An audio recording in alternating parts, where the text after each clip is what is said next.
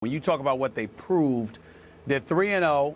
Do I consider them a team that's worthy of being undefeated? I guess you could say yes, because they are. But what they've done defensively in the first half of each game is highly questionable, which is something we'll get into later because of Kerry Williams' comments about his coach, Chip Kelly.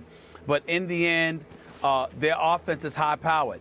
You see with Skip's boy from Vanderbilt, Matthews, a rookie with 2 touchdown catches. I told you in the preseason. Preseason what? I said, beware. Yes, you did. He's coming. Yes, Jordan Matthews, beware. Yes, you did. You did. Yes, you did. Yes, you did.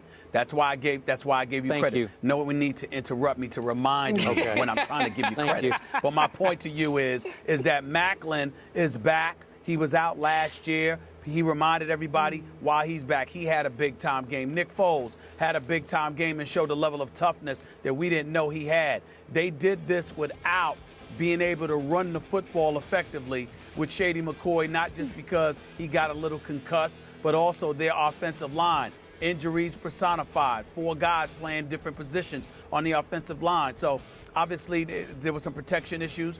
There was some issues in terms of creating some holes to run the football. But still in all, they managed to get it done through special teams, through exploiting the Redskins' special teams, through also making sure to prove that as good as Kirk Cousins is, there's a reason he wasn't designated to starter. There's a reason that Skip Bayless has had his questions about Kirk Cousins, because when it was really, really time on the last 2 drives, he couldn't get it done. It's just that simple. And so for me, I look at the Philadelphia Eagles. I picked them to win the NFC East.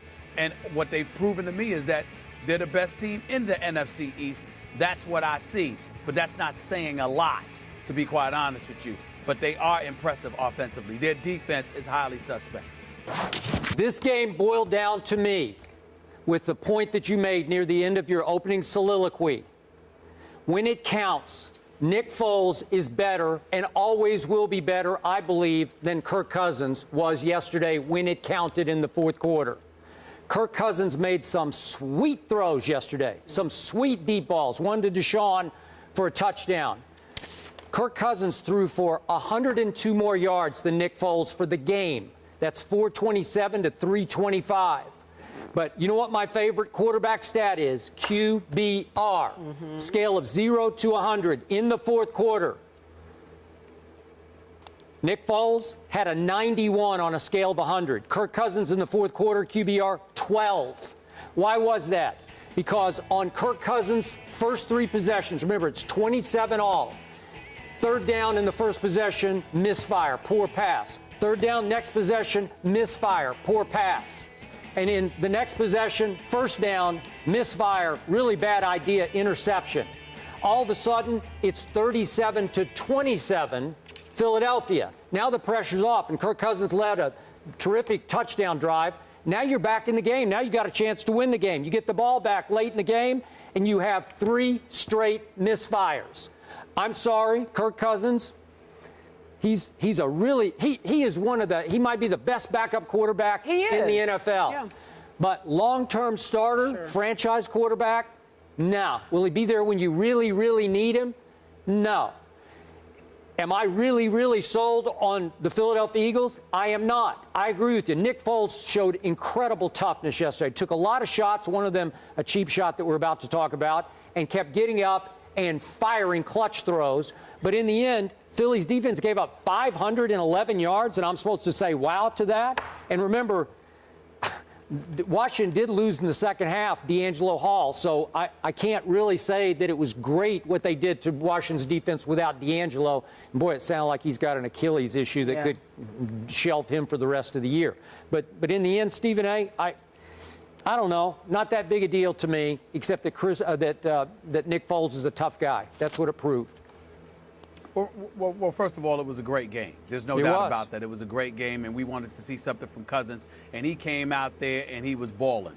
There's no denying that. It's just that when it counted most, the Eagles' defense was able to neutralize them. Some throws were bad. Some throws were off target. They were. He just didn't seem to be the Kirk Cousins that existed for the first 3.5 quarters, which really exemplifies the difference between him and RG3. Yep. Because RG3 always gives you the impression that he will respond in the big moments. It's the other moments where you're wondering what he's going to give you. But during the big moments, you do expect more from RG3. You don't necessarily expect much from Kirk Cousins. When I look at the Eagles again, their defense has been highly suspect. We know that. But I think that my boy Malcolm Jenkins was balling. He was good yesterday. I thought he had some good plays yesterday. He showed up. He showed up big time yesterday, no doubt about that. But the Eagles' defense is suspect, to say the least. They've been outscored 58-24 in the first half of these games. And again, we'll debate later why that is. But in the end, that offense is high-powered. Macklin is no joke. You got Selleck and Ertz at the tight end.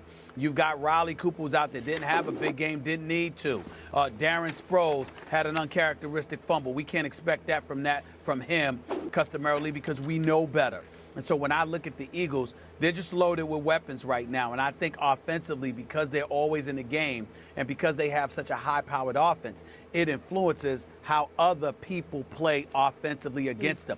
A lot of times you might want to go for the big play or whatever, but sometimes you might have coaches that are more interested in ball control, Skip, simply because they want to keep the ball away from the Eagles' offense. You don't know what kind of contagious effect their offensive firepower is having on on opposing offenses, for crying out loud, simply because they want to keep that offense off the field for their respective defenses. So I'm paying attention to all of that, and I'm saying without these guys, down Evan Mathis, down Allen Barbie, down Lane Johnson, down Matt Tobin, still in all, you go out there with Shady McCoy not being able to do what he's capable of doing and still finding a way to win this game knowing that you are not going to be able to run the ball so much. I think that speaks a lot for the Philadelphia Eagles right now. I'm going to give credit where credit is due.